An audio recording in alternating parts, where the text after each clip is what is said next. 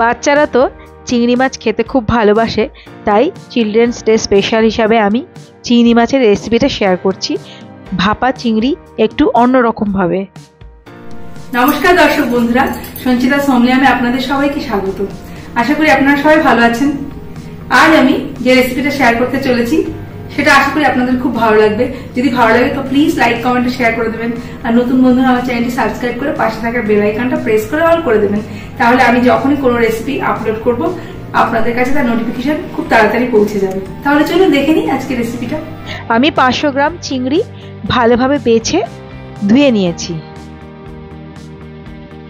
আর আমি একটা টমেটো, একটা পেঁয়াজ আর অল্প একটু আদা একসঙ্গে বেটে নিয়েছি। এবার আমি 1 টেবিল চামচ সাদা সর্ষে, 2 টেবিল চামচ কালো সর্ষে,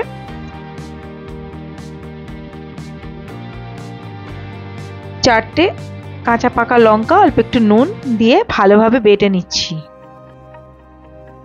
তারপর আমি একটা অ্যালুমিনিয়ামের বাটিতে দিয়ে দিলাম চিংড়ি মাছ, স্বাদ মতো নুন, আমি সর্ষেতেও নুন দিয়েছি তাই নুনটা বুঝে দিলাম, অল্প একটু হলুদ গুঁড়ো, 1 টেবিল চামচ লাল লঙ্কা গুঁড়ো, আর দিয়ে দিলাম টমেটো, পেঁয়াজ আর আদা বাটাটা, তারপর দিয়ে দিলাম সর্ষে বাটাটা,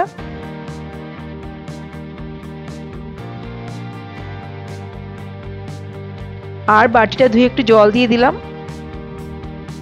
দিয়ে দিলাম একটা ছোট টমেটো কুচি আর একটা বড় পেঁয়াজ কুচি,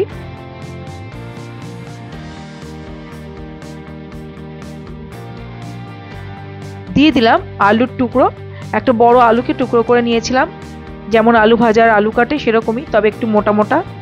দিয়ে দিলাম অল্প একটু নুন আলুর জন্য, আর দিয়ে দিচ্ছি 4 টেবিল চামচ সর্ষের তেল, দিয়ে ভালোভাবে আমি মেখে নিচ্ছি। এটাকে হাতে মাখা চিংড়িও বলতে পারেন, বা চিংড়ি মাছের বাটি চচ্চড়ি। এটাকে আমি এক সাইডে আধ ঘন্টার জন্য রেখে দিলাম।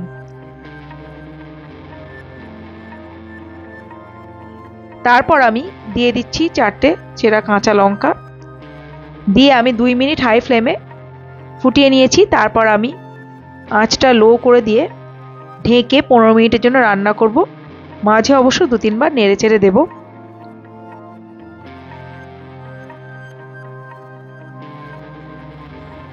পনেরো মিনিট পর ঢাকনা খুলে একটু নেড়ে চেড়ে দিয়ে হাই ফ্লেমে আমি মিনিট খানেকের জন্য রান্না করে নিচ্ছি।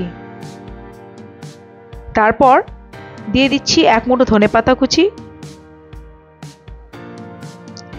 আর দিয়ে দিচ্ছি 1 চা চামচ কাঁচা সর্ষের তেল,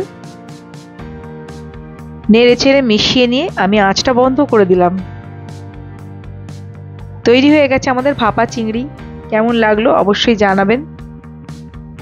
অনেক ধন্যবাদ পুরো ভিডিওটা দেখার জন্য। আমি আবার হাজির হয়ে যাব অন্য একটি রেসিপি নিয়ে। ভালো থাকবেন, নমস্কার।